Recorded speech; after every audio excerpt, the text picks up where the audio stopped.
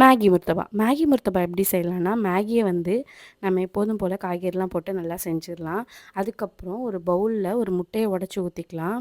அதை நல்லா பீட் பண்ணி வச்சுக்கோங்க. இன்னொன்று ஒரு பவுலில் மேகியை கொஞ்சமாக எடுத்து வச்சு அந்த பீட் பண்ண முட்டையை வந்து இந்த மேகியில் ஊற்றிடுங்க. ஊற்றி நல்லா மிக்ஸ் பண்ணி விட்டுருங்க. மிக்ஸ் பண்ணிவிட்டு பட்டரை அந்த மாதிரி குட்டி குட்டியாக அரைஞ்சி வச்சுக்கோங்க. தோசைக்கல்லில் நம்ம வச்சுருந்த பட்டரை போட்டு நல்லா ஸ்ப்ரெட் பண்ணி விட்டுக்கோங்க. பட்டர் நல்லா மெல்ட் ஆனதுக்கு அப்புறமா நம்ம மிக்ஸ் பண்ணி வச்சுருந்த மேகியை அந்த தோசைக்கல்லில் போட்டு நம்மளுக்கு என்ன ஷேப் வேணுமோ, ரவுண்ட் ஷேப்போ இல்லை முர்த்தபா ஷேப்போ நம்மளுக்கு கட்டடமாவோ வச்சுக்கலாம்.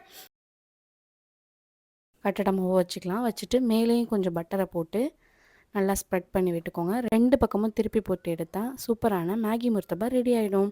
கண்டிப்பாக வீட்டில் ட்ரை பண்ணி பாருங்கள். கெஸ்ட் யாரும் வந்தால் உடனே கூட செஞ்சு கொடுக்கலாம்.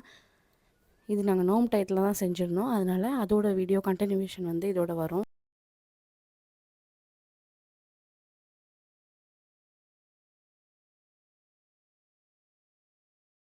இதே மாதிரி குட்டி குட்டி மினி விலாக்ஸ், குட்டி குட்டி ரெசிபீஸ் பார்க்குறதுக்கு மறக்காமல் நம்மளோட சேனலை சப்ஸ்கிரைப் பண்ணி வச்சுக்கோங்க. பாய்.